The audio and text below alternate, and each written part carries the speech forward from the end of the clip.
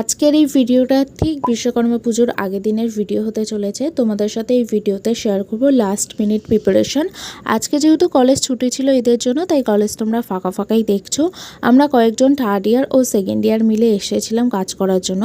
Thermocol দিয়ে এই মডেলগুলোকে ready করা হয়েছিল, এগুলো ঠাকুরের ব্যাকগ্রাউন্ডে রাখা হবে। এই সমস্ত কাজগুলো করতে করতে লাঞ্চ টাইম হয়ে গেছিলো, তাই আমরা বাইরের একটা দোকানে লাঞ্চটা করে নিলাম।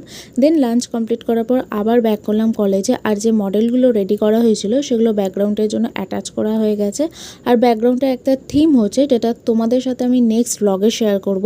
কাজকর্ম করতে করতে সন্ধে হয়ে গেল, তাই স্যার রোল আর কোল্ড ড্রিঙ্কস খাইয়েছে। এর মধ্যে কিন্তু আমাদের ঠাকুরও ঢুকে গেছে। এই বছরে আমাদের ঠাকুর কিন্তু অনেকটাই বড় হয়েছে, 7 ফুট মতন।